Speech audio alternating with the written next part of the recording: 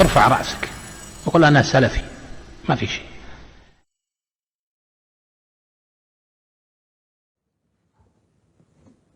He then continues and he says, وَمَعْلُومٌ أَنَّ الْمَحْبُوبَاتِ لَا تُنَالُ غَالِبًا إِلَّا بِاحْتِمَالِ الْمَكْرُوحَاتِ. This is a point that I mentioned earlier about sacrifice. Ibn Taymiyyah says, it is known that beloved things are not acquired, generally speaking, overwhelmingly, except by having to bear things that you don't like. Right, so here, this is a general principle. In fact, it even applies to everybody. It applies to the non-Muslim, applies to everybody. Right? This is a general principle, that things that you love can only be acquired by bearing hardships, by bearing things that you dislike, by bearing, things that you dislike. And Shaykh al-Fawzan comments upon this and he says, that which is beloved to you from the things that you like doesn't come just like that. You have to bear some hardship, and this applies to all things, but the greatest of those things is paradise. Right? So we can speak about the world. We know the world, you want to make money, you have to make some effort, you have to go through some hardships. You want to earn a living or get a job, you have to go through some hardships. Right? So this applies to everything, and it applies universally to everybody. But the greatest thing that a person can seek is paradise. And so does it make any sense that all of these worldly things, we know that you have to make sacrifices, that you have to bear hardships, and then when it comes to the greatest thing, which is paradise, you think you're just going to walk in and wake up and just slip and fall into paradise? No. Obviously there's going to be makruhat, there's going to be things that you dislike. And so Shaykh al-Fawzan says here, فَالْجَنَّةُ مَحْبُوبَةٌ, paradise is beloved, but it's not acquired except by بتحمل المشاق والعمل الصالح والجهاد في سبيل الله والإنفاق والأعمال الصالحة. It's not acquired except by difficulty, hardship, righteous deeds, striving in the path of Allah, spending, doing righteous deeds. Right? So فالمحبوب لا ينال إلا بتحمل المكاره. The beloved thing is not acquired except by bearing hardships and difficulties. And that's why we come to the hadith of the Messenger of Allah ﷺ, where he said, حُفَّتِ الْجَنَّةِ بِالْمَكَارِحِ وَحُفَّتِ النَّارِ بِالشَّهَوَاتِ.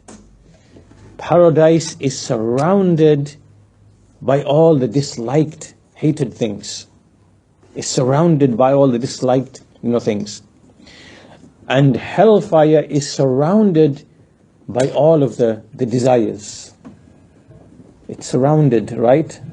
So this shows like the attraction, a person is naturally attracted to the shahawat. It's very easy, there's no barriers, there's no hardships, you just, But as for the paradise here, surrounded by the hard, the things of hardship, a person is naturally averse to hardship. He wants to keep away from hardship. And so all of this together, when we put all of this together, it shows, like when we connect all of this speech together, essentially what's being said is that sacrifice and effort is a measure of the love in the heart. Right? And the love in the heart itself is a foundation of muwalat, which is loyalty to Allah Azza wa Jal. Right? And from that follows everything else. So therefore it is a must that you face hardships, that you face difficulties, that you face obstacles, that you are, thrown back and you've got to stand up again and move forward again. This is the reality of, if you're pursuing Jannah, this is the reality of what this world is about to the believer. Right? So as we shall see, this shows that the believer has to be resilient and strong. And we'll maybe in the next lesson, but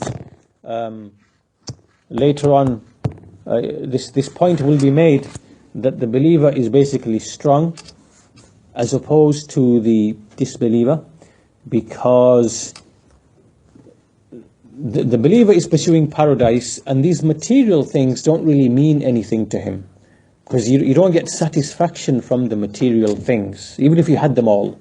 If you had everything, right, homes, cars, women, wealth, children, offspring, whatever, you wouldn't find tum'anina, you wouldn't find satisfaction, sukoon, you wouldn't find fulfillment in these things, because they all perish. You just want more and more and more and more.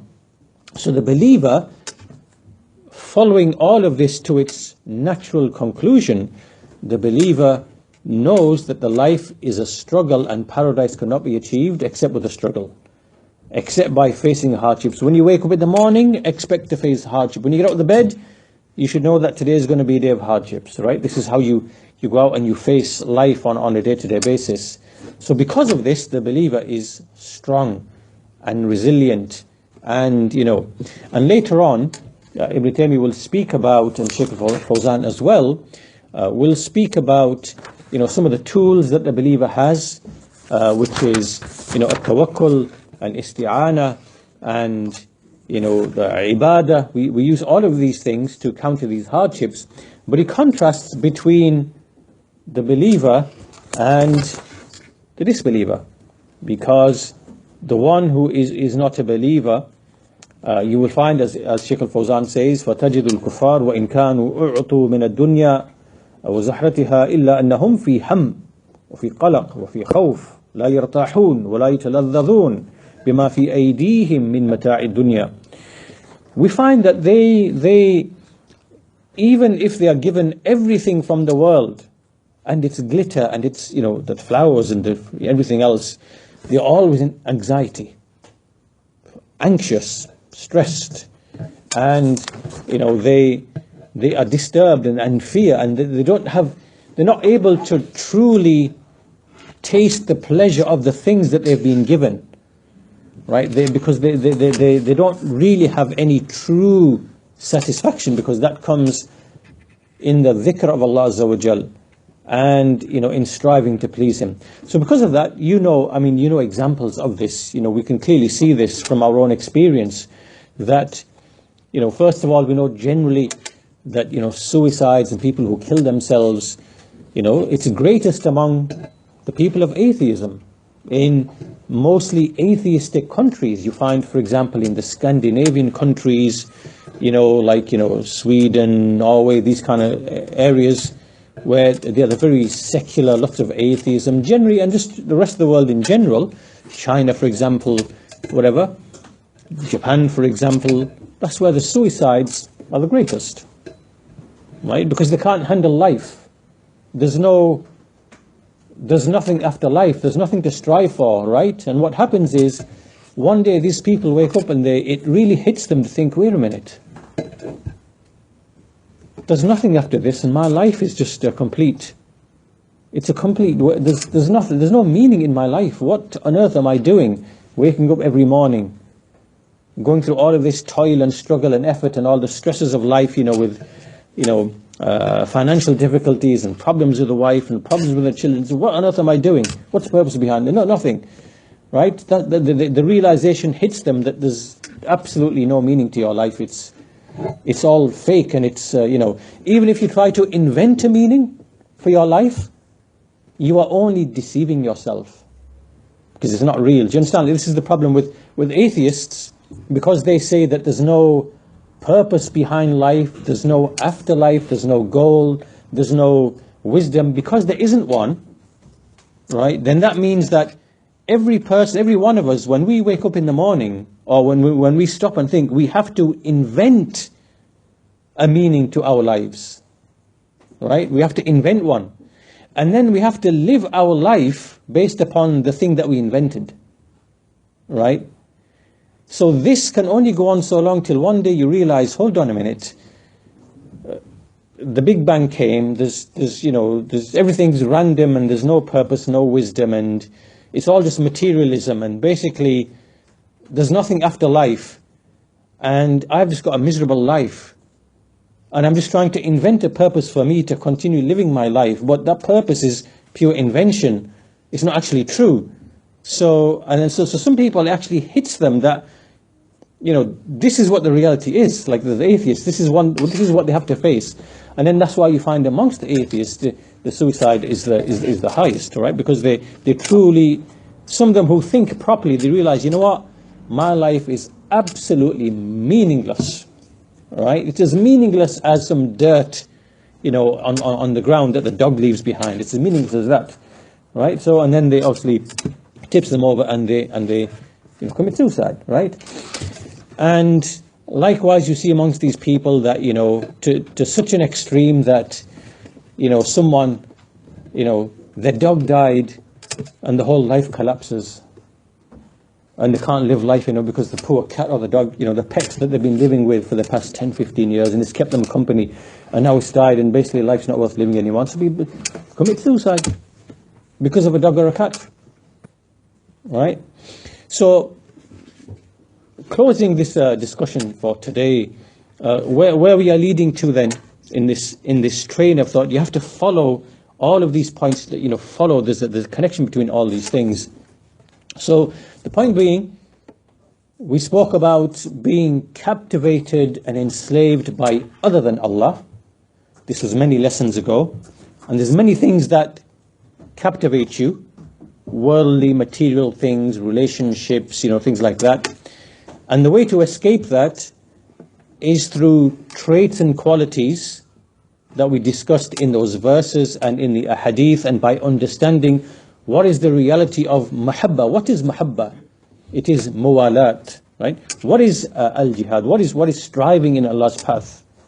Right? When you understand the definition of these basic things, then you realize that, the fact that you love the things that Allah loves messengers, the prophets, the angels, the books, paradise for His believers.